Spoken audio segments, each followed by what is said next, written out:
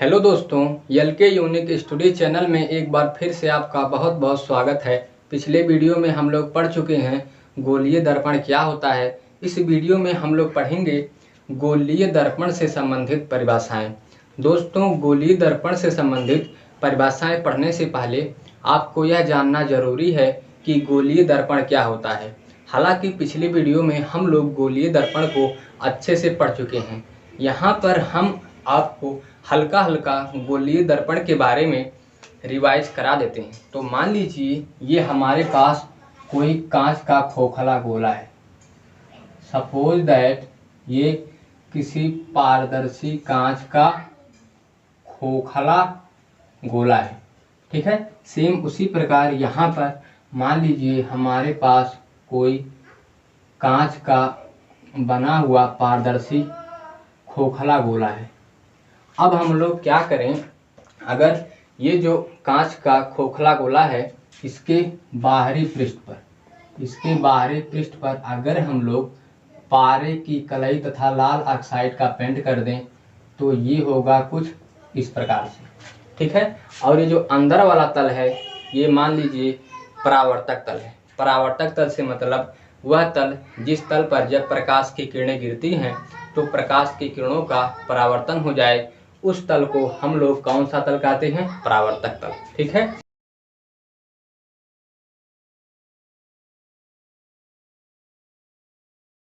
दर्पण।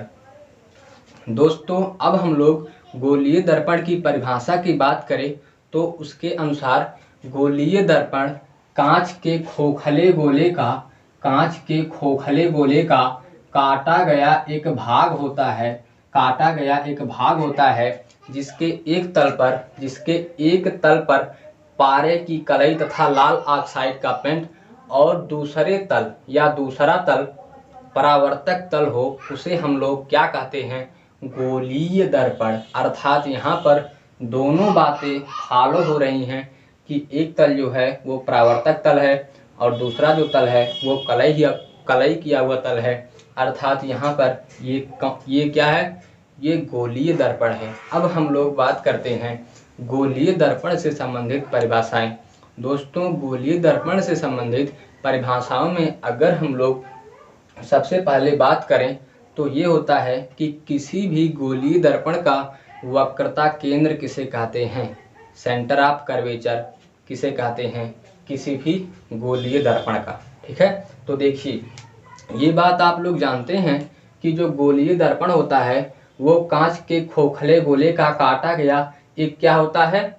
एक भाग होता है। तो जिस कांच के खोखले गोले से हम लोग दर्पण को बनाते हैं, गोलीय दर्पण को हम लोग बनाते हैं, तो जब वो खोखला गोला है तो उस गोले का क्या होगा? अपना एक केंद्र होगा। उस गोले का अपना एक केंद्र होगा। तो मान लीजिए ये जो गोला है इसका केंद्र ये है, ठीक है। और ये जो गोला है इसका केंद्र क्या है? मान लीजिए ये है, ठीक है। तो अब देखिए यहाँ पर क्या लिखा है?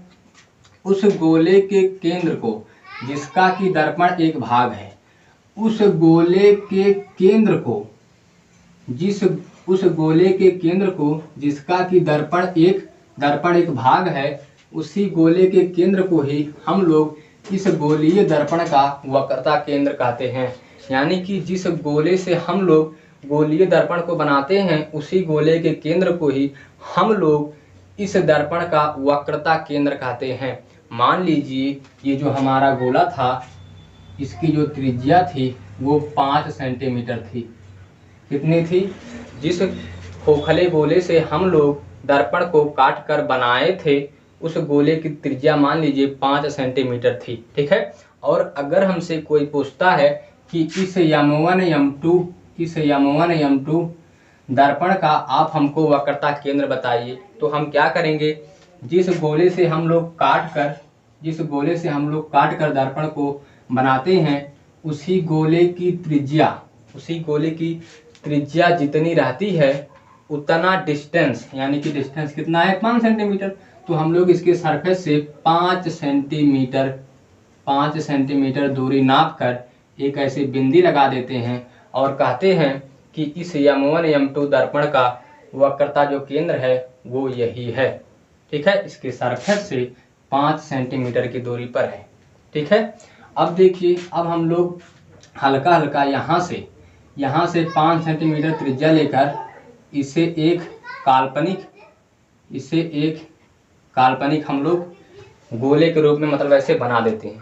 ये वाला जो पार्ट है ये रियल गोलीय दर्पण है, ये वाला जो पार्ट है इसे हम लोग एक काल्पनिक गोले के रूप में बना देते हैं कि इसका जो और जो पार्ट है वो इसी प्रकार से है, लेकिन यहाँ पर नहीं है, वो किसी दूसरे जिस गोले से हम लोग काट कर लाए हैं उस गोले में ऐसे कांच का पार्ट जो है वो बना हुआ है। ठीक है, उसी प्रकार हम लोग इस गोले में अगर देखते हैं तो मान लीजिए इसकी त्रिज्या जो है 4 सेंटीमीटर है, तो यहाँ से हम लोग 4 सेंटीमीटर की दूरी पर एक बिंदु रखते हैं और कहते हैं कि इसका जो वक्रता केंद्र है वो 4 सेंटीमीटर की दूरी पर है, और 4 सेंटीमीटर त्रिज्या लेकर हम लोग एक काल्पनिक गोला बना देते हैं। इसका जो ये वाला जो पार्ट है वो यहाँ पर नहीं है, इसीलिए हम लोग इसे डैश डैश डैश कर देते हैं। इसका जो रियल पार्ट है वो जिस गोले से हम लोग काट कर लाए हैं वहाँ पर है। ठीक है, तो लोग इस दर्पण का वक्रता केंद्र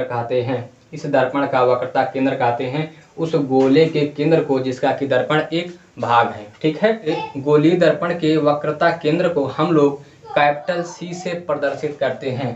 गोलीय दर्पण के वक्रता केंद्र को हम लोग कैपिटल C से प्रदर्शित करते हैं। ठीक है, तो अब हम लोग बात करते हैं गोलीय दर्पण की वक्रता त्रिज्या। दोस्तों, ये बात आप लोग जानते हैं कि ये जो गोलीय दर्पण है ये किसी कांच के खोखले गोले से ही हम लोग काट कर बनाते हैं। तो जब कांच के खोखले गोले से ही हम लोग काट कर गोलीय दर्पण को बनाते हैं तो जो कांच का खोखला जब वह गोला है तो गोले का अपना एक क्या होगा, त्रिज्या होगा कुछ। ठीक है, तो जिस गोले से हम लोग काट कर दर्पण को बनाते हैं उसी गोले की त्रिज्या को ही हम लोग इस दर्पण की वक्रता त्रिज्या कहते हैं। सपोज दैट ये जो गोला है इसकी त्रिज्या 5 सेंटीमीटर है और इसी गोले से हम लोग काट कर दर्पण को बनाए हैं, तो यहाँ पर इसकी त्रिज्या जो है वो 5 ही सेंटीमीटर होगी। ठीक है, 5 से कम नहीं होगी, 5 से अधिक नहीं होगी। क्यों? क्योंकि जिस गोले से हम लोग काट कर दर्पण को बनाते हैं उसी गोले की त्रिज्या को ही हम लोग इस दर्पण की वक्रता त्रिज्या कहते हैं। यहाँ पर त्रिज्या 4 सेंटीमीटर है गोला का, तो इस दर्पण की त्रिज्या जो है वो हो जाएगी 4 सेंटीमीटर। 4 सेंटीमीटर क्या लिखा है? उस गोले की त्रिज्या को जिसका कि दर्पण एक भाग है, दर्पण की वक्रता त्रिज्या कहते हैं। इसे हम लोग स्मॉल r से प्रदर्शित करते हैं। वक्रता त्रिज्या को, यानी कि यहाँ से यहाँ की जो बीच की दूरी है वो है स्मॉल r। ठीक है, यहाँ से यहाँ की जो बीच की दूरी है इसे हम लोग क्या कहते हैं? वक्रता त्रिज्या। अब देखिए दोस्तों, अब हम लोग बात करते हैं किसी भी गोलीय दर्पण का ध्रुव क्या होता है। ठीक है, तो देखिए यहाँ पर ये वाला जो तल है ये परावर्तक तल है और ये वाला जो तल है कलई किया हुआ तल है। ये वाला जो तल है ये परावर्तक तल है, ये वाला जो तल है ये कलई किया हुआ तल है। ठीक है, तो ये जो M1 M2 दर्पण है इसके कहीं न कहीं एक ऐसा बिंदु होगा, इस दर्पण के कहीं न कहीं एक ऐसा बिंदु होगा जो बिंदु दर्पण को दो बराबर भागों में बांट रहा है, डिवाइड कर रहा है। ठीक है, तो मान लीजिए ये जो परावर्तक तल हमारा है, इस परावर्तक तल के किसी एक पॉइंट पे ये पॉइंट जो है इसको आधे और आधे में बांट रहा है, और यहाँ पर ये जो परावर्तक तल का मान लीजिए ये वाला जो है ये मध्य बिंदु है, अर्थात इसको आधे और आधे में मान लीजिए डिवाइड कर रहा है, और उसी पॉइंट को या उसी बिंदु को ही हम लोग दर्पण का ध्रुव कहते हैं। यहाँ पर क्या लिखा है? दर्पण के परावर्तक तल के मध्य बिंदु को, यहाँ पर ये परावर्तक तल है और इसका मध्य बिंदु ये है, यहाँ पर ये परावर्तक तल है और इसका मध्य बिंदु ये है। यानी कि किसी भी दर्पण का ये जो परावर्तक तल होता है इसके मध्य बिंदु, यानी कि जो इधर और इधर आधे आधे में डिवाइड करे उस बिंदु को ही हम लोग उस दर्पण का ध्रुव कहते हैं, उस दर्पण का ध्रुव कहते हैं। और ध्रुव को हम लोग कैपिटल P से प्रदर्शित करते हैं। ठीक है, तो यहाँ पर ध्रुव क्या है, ये है। ठीक है, यहाँ पर ध्रुव क्या है, ये है। अब देखिए, अब हम लोग बात करते हैं किसी भी दर्पण का मुख्य अक्ष। ठीक है, तो देखिए यहाँ पर ये बिंदु C है, यहाँ पर ये बिंदु P है। अब यहाँ पर ये C और P आपस में क्या है, अलग अलग है। अगर हम लोग यहाँ से कोई एक रेखा, यहाँ से हम लोग कोई एक रेखा ऐसे खींचते जाते हैं, तो ये जो रेखा है ये पहले किसको टच करती है, ये बिंदु C को टच करती है। ठीक है, अब इसी को अगर हम लोग आगे बढ़ाते जाएं, ये जो रेखा हमारी है ये यहाँ से जाने के बाद इस बिंदु P पर टच होती है। ठीक है, अब देखिए, अब फिर इसको और आगे बढ़ाएं तो ये ऐसे निकल जाती है, और इसी रेखा को ही हम लोग क्या कहते हैं, मुख्य अक्ष। ठीक है, यहाँ पर क्या लिखा है, दर्पण के ध्रुव P तथा वक्रता केंद्र C, दर्पण के ध्रुव तथा वक्रता केंद्र C को मिलाने वाली रेखा, यानी कि जब ये जाती है तो C और P को क्या करती है, मिला देती है, और उसी रेखा को ही हम लोग दर्पण का मुख्य अक्ष कहते हैं। एक ऐसी रेखा जो किसी भी दर्पण के ध्रुव तथा मुख्य अक्ष को मिलाती है, उस रेखा को हम लोग उस दर्पण का क्या कहते हैं, मुख्य अक्ष। ये क्या हुआ, ये हुआ ध्रुव। ठीक है, ये हुआ ध्रुव। ये जो हमारा है ये है वक्रता केंद्र। ठीक है, ये जो हमारा है ये है वक्रता केंद्र। यहाँ से यहाँ की जो बीच की दूरी है, ये जो दूरी है ये हुई वक्रता त्रिज्या। ठीक है, यहाँ से यहाँ की जो बीच की दूरी है ये जो दूरी है ये है वक्रता त्रिज्या। ठीक है दोस्तों, अब हम लोग बात करेंगे दर्पण का द्वारक मुख्य फोकस।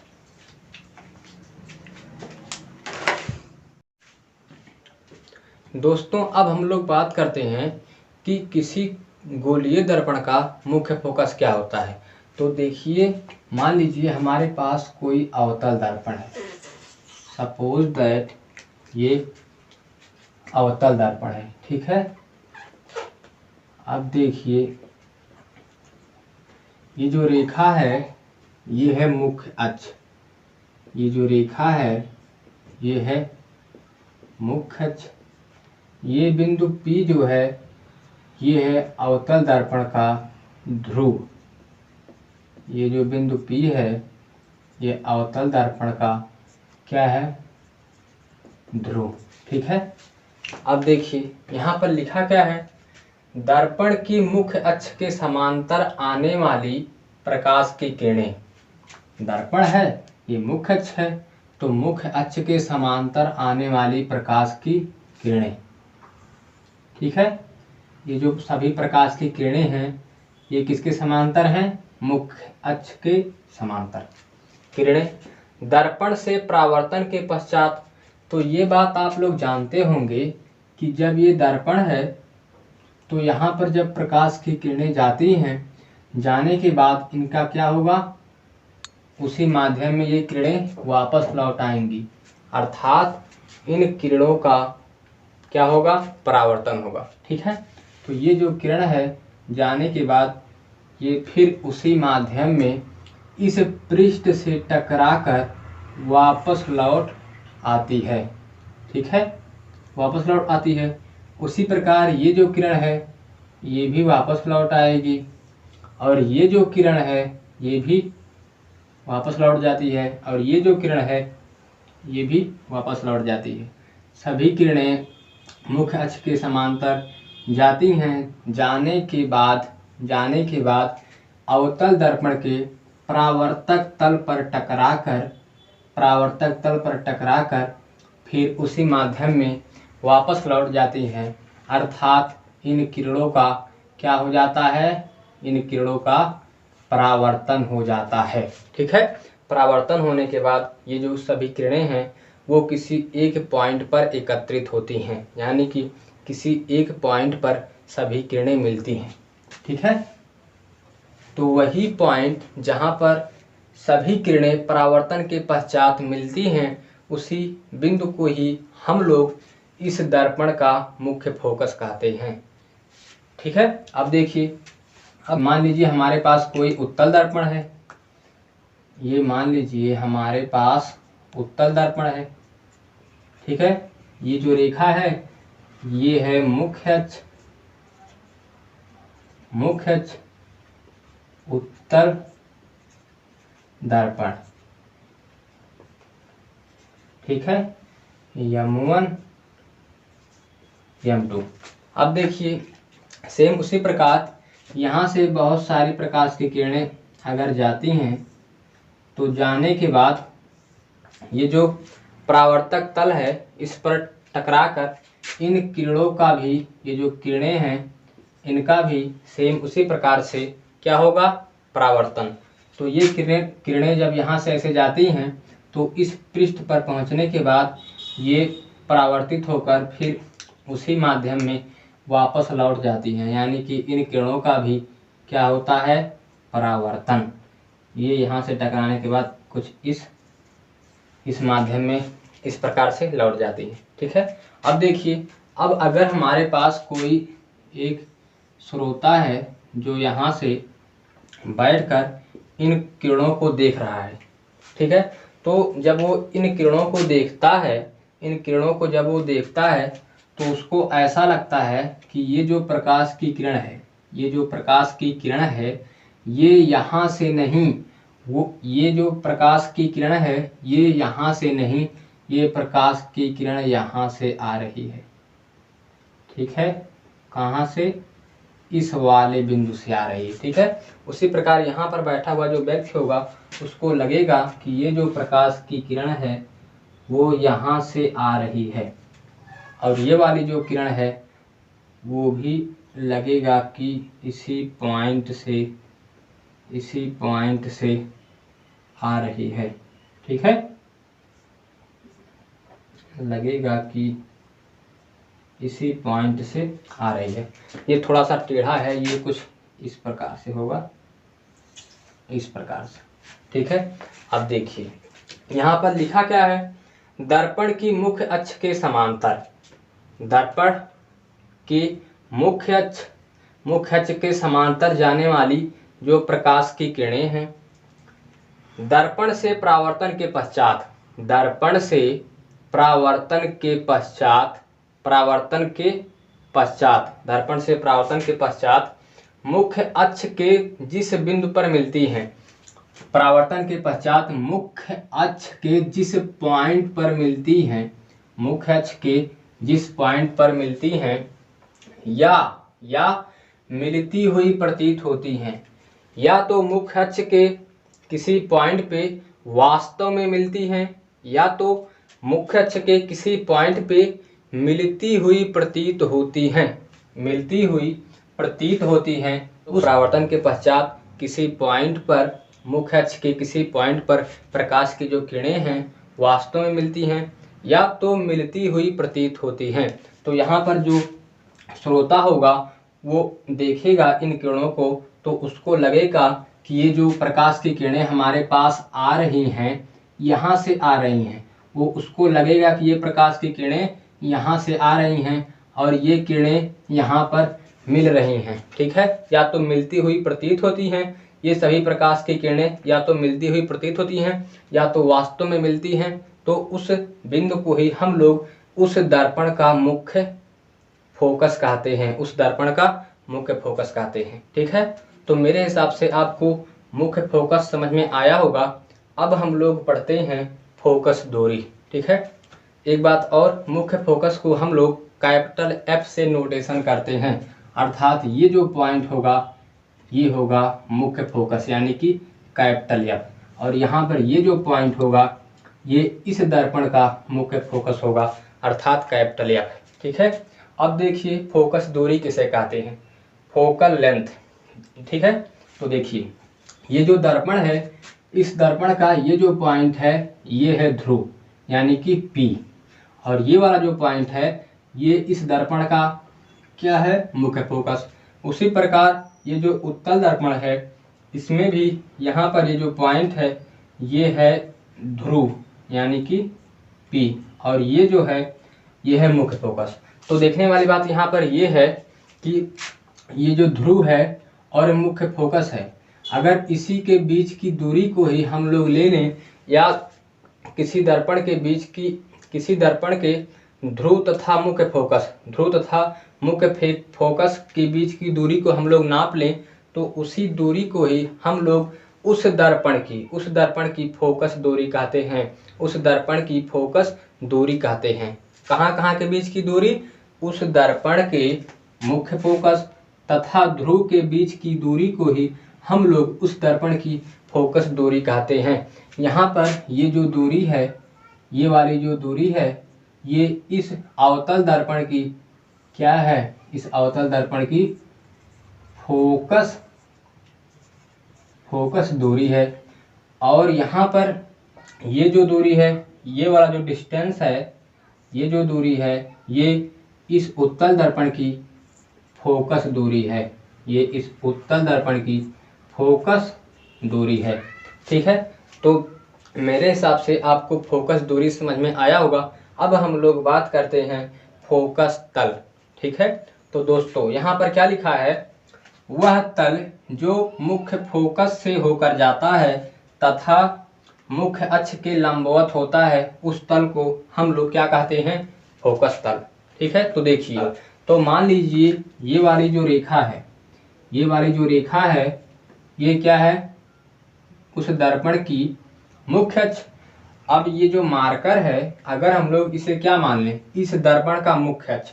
अब इस मार्कर के किसी एक पॉइंट पे, मान लीजिए यहाँ पर ये जो पॉइंट है, यहाँ पर ये जो पॉइंट है ये है मुख्य फोकस। ठीक है, अब इस मुख्य फोकस के चारों तरफ, इस मुख्य फोकस के चारों तरफ ये जो एरिया हमारा है, देखेंगे तो इस मुख्य फोकस और ये जो मुख्य अक्ष है, मुख्य अक्ष के अराउंड ये जो एरिया है, ये सब क्या है, ये लंबवत है। ये सब जो एरिया है इस मुख्य अक्ष के लंबवत है, और उसी लंबवत तल को हम लोग उस दर्पण का फोकस तल कहते हैं। यहाँ पर क्या लिखा है, वह तल जो मुख्य फोकस से होकर जाता है, यानी कि ये जो मुख्य अक्ष है, मुख्य अक्ष पर एक पॉइंट है जिसका नाम है फोकस दूरी, जो मुख्य फोकस से होकर जाता है तथा मुख्य अक्ष के लंबवत होता है। यानी कि ये जो मुख्य अक्ष है, ये जो मान लीजिए हमारा ये जो मार्कर है